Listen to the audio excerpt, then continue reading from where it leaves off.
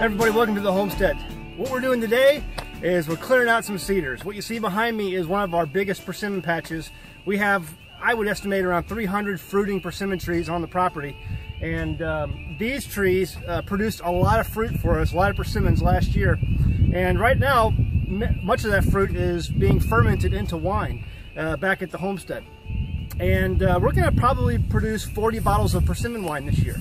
But see, I want more wine than that. I want to be able to produce maybe 120 bottles. And a lot of those bottles will give away to friends and family who come to visit. People who come to visit the Homestead, give them a bottle of wine as a memento of being here.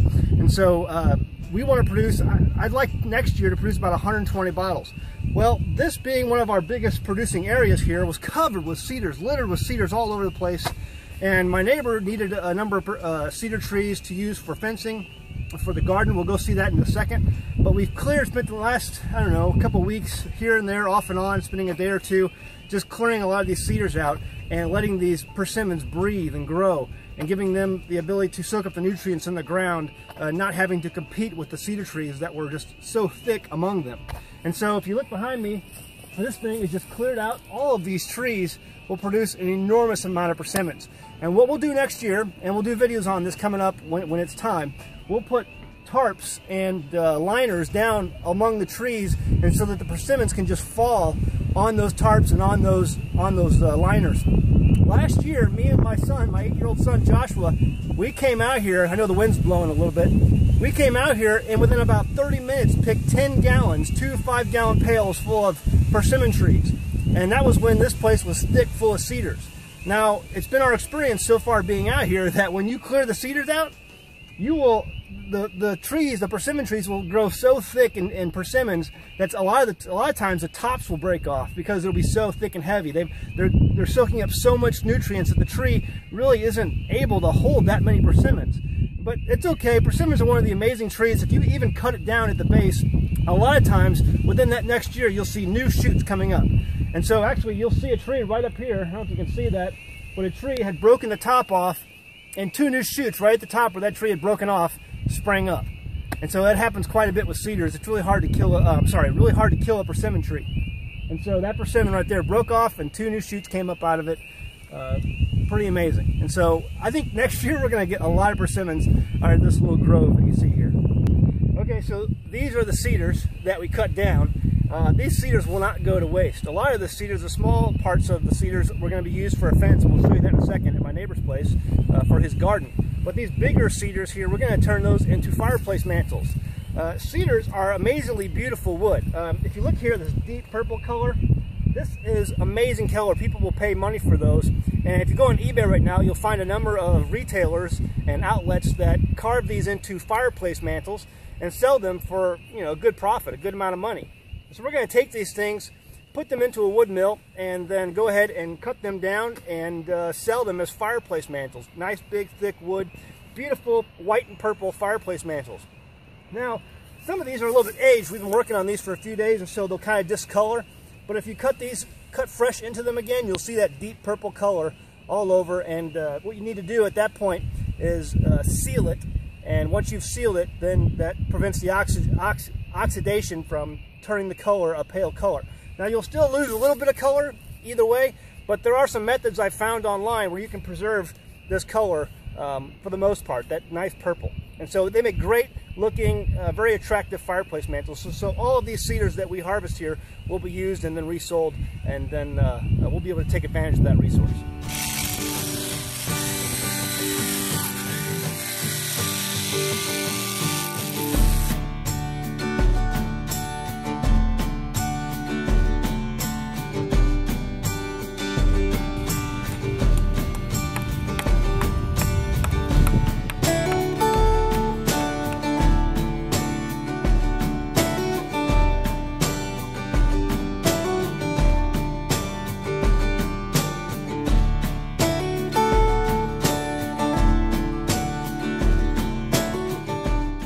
So one of the most important things that we felt that we needed to do at the beginning of our new homestead was to get a garden area prepared.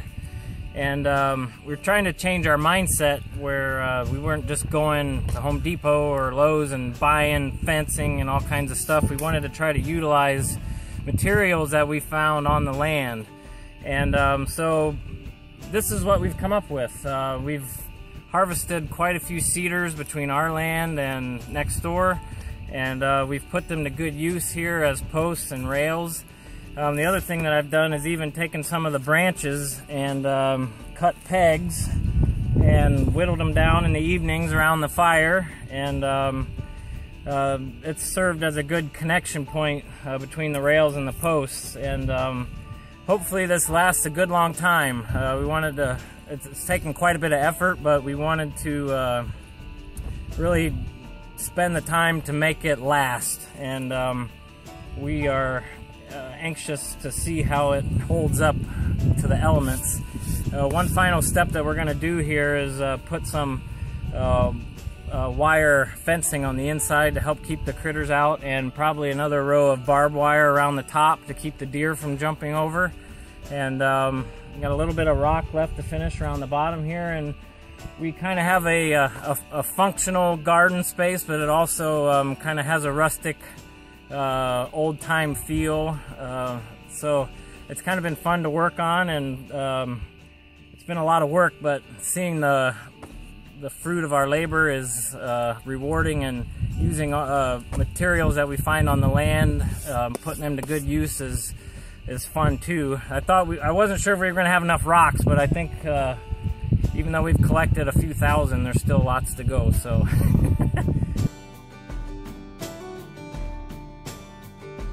Here I just wanted to show you what we're doing to amend our soil and prepare the soil to plant. The last frost is coming up here in about a month or so, so we're making the final preparations to get everything ready to go, so that when the frost is over, we can get stuff in the ground right away. So the first thing that we did, actually last fall, was kind of do one till of the soil, and we did that to get all the rocks loosened up so we could get the rocks out and get those out of the way. Then after it was tilled up, we put down a layer of horse manure and a little bit of hay and let that sit all winter. Then more recently, we've come back, we found a source that sells rabbit manure, so we spread a layer of rabbit manure on top of the hay and horse manure that we already had. Now, to prevent the weeds from coming up that could germinate from the hay or any grass that was left from where we tilled, we're putting down a layer of newspaper, and then on top of that, we're going to put a thick bed of mulch, hickory mulch. These are just shavings from a local factory that sells them cheap, and so it's a good source to put on top.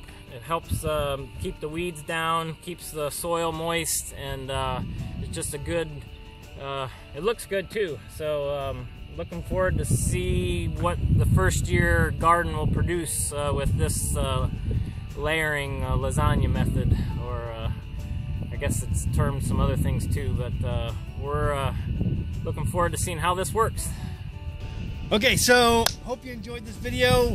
We've spent a lot of time working on this. It's going to be a great first year garden. I think, you know, Matt's going to get a lot out of this, and so kind of excited to see how it all plays out. But are you excited? I'm excited, yeah, and I appreciate you letting us cut some trees out of your persimmon orchard over there. It was great. Any way I can get rid of cedars, I want to get rid of cedars. So I got way too many cedars. So. It was win-win. He wanted to get rid of cedars, we wanted cedars, so it worked out good. Yeah, very good. So all right, we'll keep you updated on this garden as it progresses. This will be a first-year garden, kind of like ours was a first-year garden last year.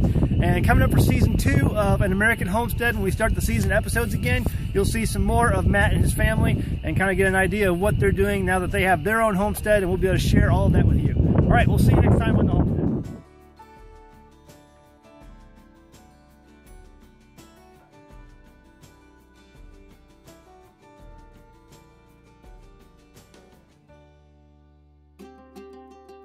If you enjoyed this video, please click the thumbs up button below the video.